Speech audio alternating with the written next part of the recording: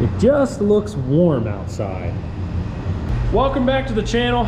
As you can see, the tractor is behind me, so we're gonna be working on that again today. We didn't order anything yet as far as parts go, so I don't have any of the engine rebuild stuff, but I basically still need to get this kind of all tore down, get these pistons, rods, everything out. And I don't have a sleeve puller, so that's the only thing that could hold us back a little bit. But basically I can get everything off of the crank and get all that stuff out. And then I can probably go and start ordering parts. I do want to do stuff with the head that's up there. There's a lot to do, a lot of parts and a lot to do. The only one thing that I know, these bolts are not going to come out for sure, and that's in this exhaust manifold. There's like a flapper in here, and I think this is supposed to be a weight. It doesn't move at all, so I'm not sure. They say, it says in the manual over time these will like heat up and they won't really do anything anymore, so I'm kind of assuming that's seized up and probably should be replaced. So the goal is, if I can get basically the engine torn down as far as I can go, which is basically getting, probably at this point, just getting the pistons and the rods out. At that point, there's not really much more for me to do other than get the sleeves out and hone the cylinders. But again, I don't think I'm gonna be able to get the sleeves out without a puller, and I don't want to damage anything. We could tear into the valve train, into the head, but I think I'm gonna hold off on that until we get some parts ordered. So once we get all that stuff done, we might move back to here, kind of to the console of the tractor. And if you've been watching for a while now, you know we obviously have a leak of the hydraulic line underneath there, so we'll have to tear into that. We'll probably rip the seat off. I'm still trying to find tire and wheel for this other side here to try and replace that. And I still have to dry, or drain out, I should say, all the calcium that's in the tires, because it's just gonna rot them out, and I really don't want to deal with that. So, but for right now, we might just kind of tear into trying to get this, all this manifold and everything apart here, because these are solid lines that run up into the, past the control valves and into the body. So that kind of sucks. We also have gauges and stuff that we have to try and replace, and you know, mess around with all that. So we have a lot to do. And if this is your first time stopping by the channel, thank you. Be sure to subscribe so you don't miss any future videos. And also, if you have yet to see the last video where we brought home the combine, be sure to check that out. There's gonna be more videos coming with that as well. We have to do a clean out, you know, all kinds of stuff, go over everything. We won't be using it for a while, but definitely a good idea to start on that quick. This has been sitting for a while here, so I think all the oil should have dripped off by now into the pan. So I'll probably move this out of the way, but we'll disconnect the oil pump here, pull that down, and then we can start removing everything off of the crank. The longer this goes, the more calcium keeps leaking out of all this. And yeah, you can see it is in terrible shape. And yes, I am wearing really tight pink gloves. They almost look like fake hands. This is all we have, okay? And there is the oil pump. Everything looks pretty good with that.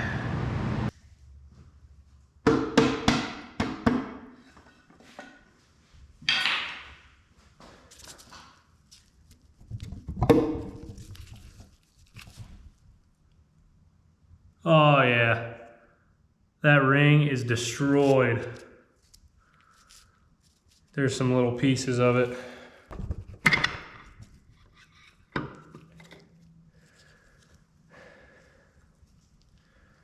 Piston number 1. Here is the reason, one of the reasons on cylinder 1 why we didn't have any, we only had like 50 pounds of compression. So these right here, a couple pieces of ring, and then the real damage is right here in the piston. And you can see that big chunk right there taken out. And the actual ring right here is completely broke the whole way across. Like they'll fall right out. So you can see, no good. The piston looks terrible, even up on the top. I'm surprised we didn't have a catastrophic engine failure on that because of the way that looks. That looks absolutely terrible. So you can see all the pieces of ring laying here. Yeah, not good. So believe it or not, with that looking the way it does, the sleeve itself really does not look terrible. There's no really scoring in there. I mean, it really doesn't look bad. I mean, these are gonna get replaced anyway, but I'm honestly surprised that it didn't do any more damage than that. Wow. Cylinder 2, which also had low compression, but this one actually I could just push up with my hand. So there's definitely some issues with cylinder 1 for sure. There's a lot of buildup right here on this edge, but this one came out a little bit, I should say a lot easier.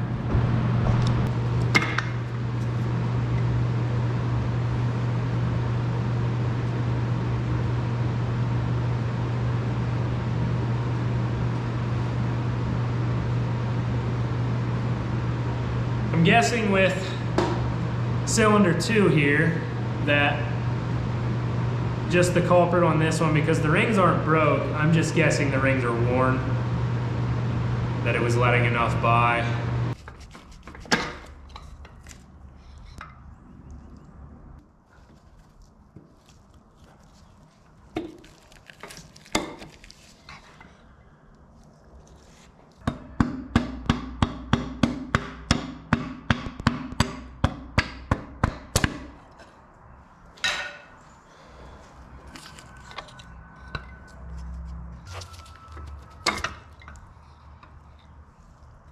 All the pistons are out now finally. The sleeves really don't look terrible, honestly. But I'm not even gonna try to reuse them. We're gonna just swap it all out and then we're good to go.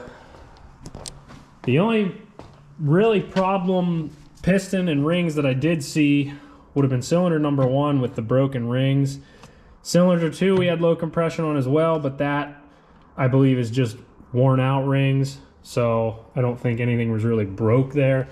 Otherwise, everything for the most part looked pretty well intact. But at this point, I don't have anything else. I don't have a sleeve puller yet, so this can just kind of stay the way it is for right now. And at this point, I think I'm going to jump back here and kind of start tearing into the hydraulic portion of it.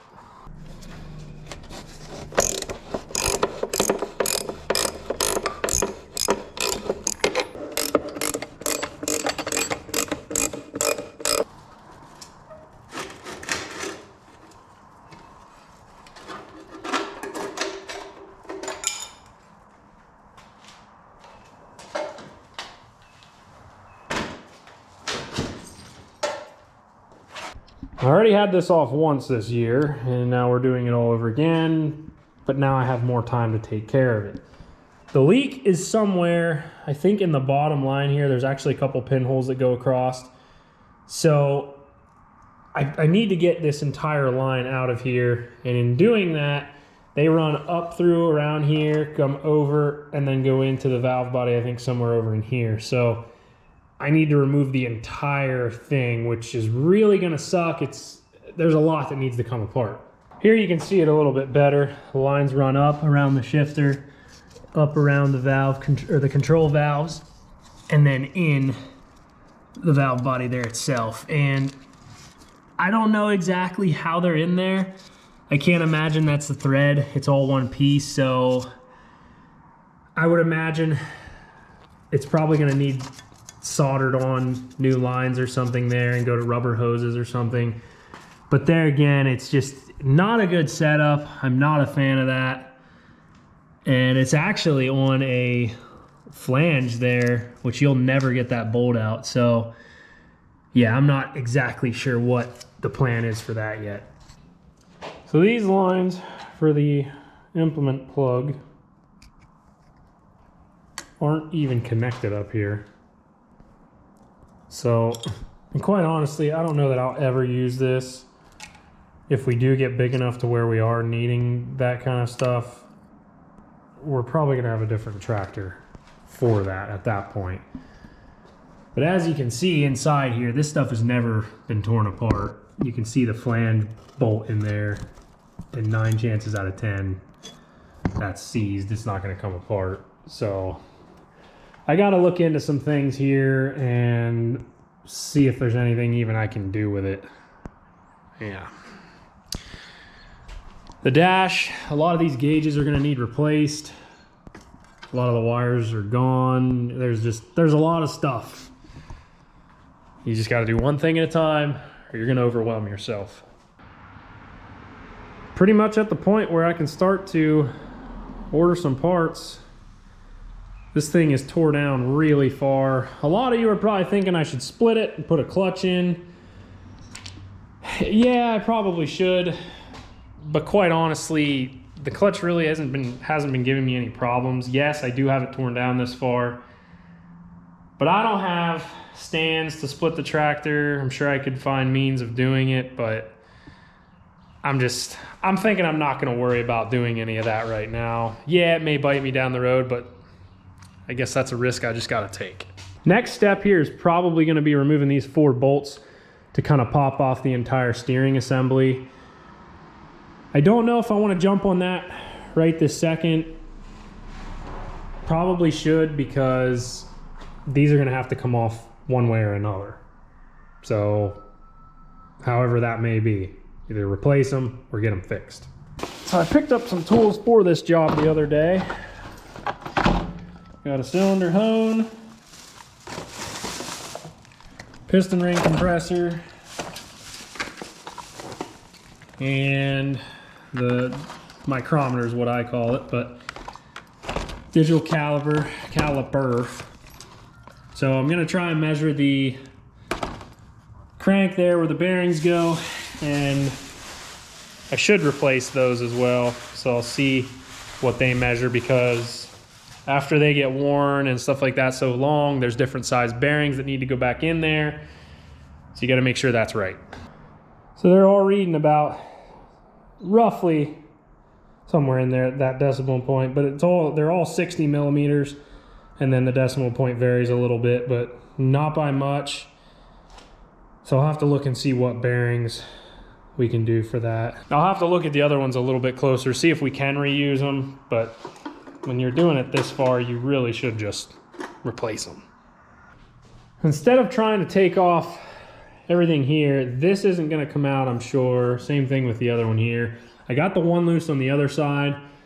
I'm not 100% sure yet. I do have these locking pliers, vice grips here that I might be able to get them out with. But for the time being, I'm just gonna take off up top here to make it a little bit lighter anyway.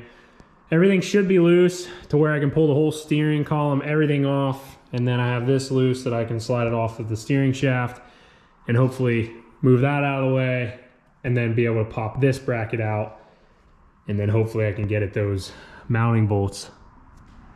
Biggest thing is if I can get at those mounting bolts and get them loose, I don't need to take off the entire control valve body and take it somewhere.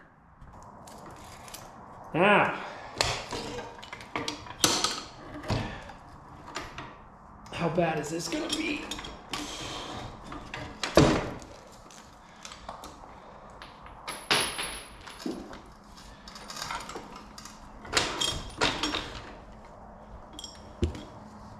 Oh boy.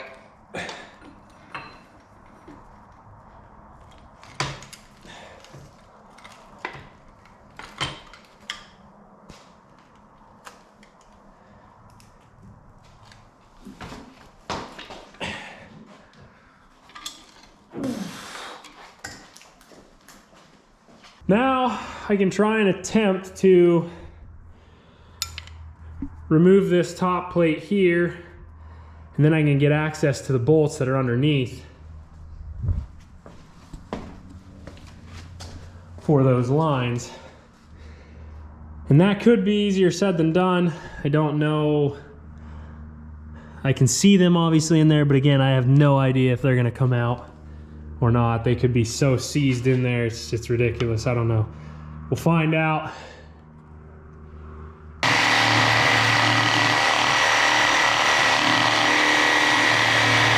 This bolt came out with a pipe wrench. I started to cut it off, but I managed to get that loose. This one, on the other hand, did not fare out so well. Somebody already had that rounded off pretty hard, so I couldn't really do anything with it. So that one, once I pop this plate off, maybe I can grab a hold of it then and spin it out.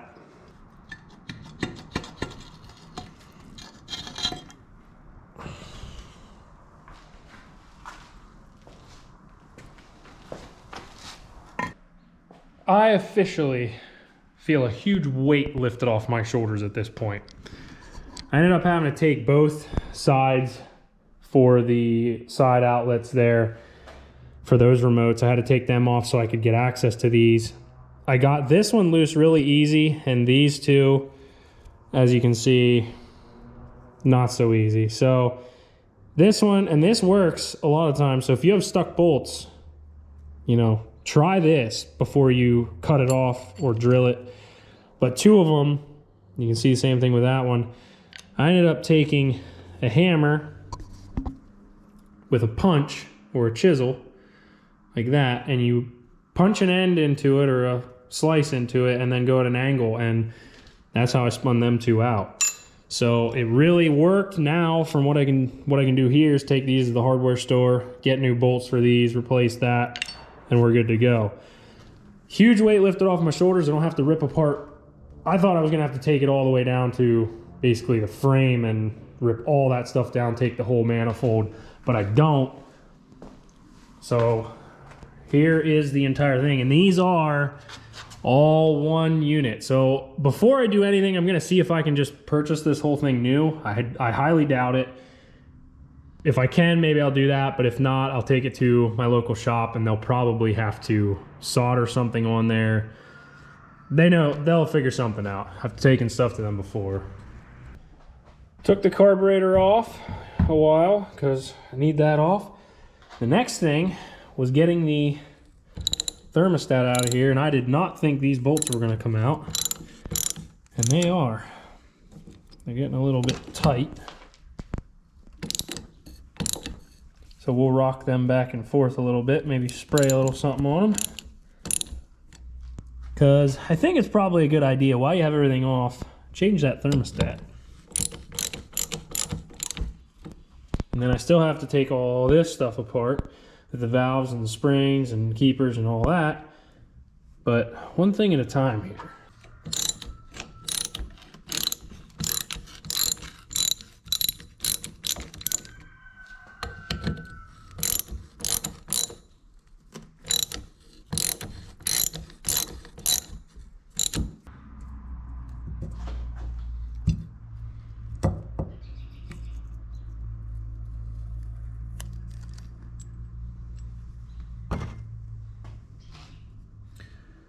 And there's the thermostat.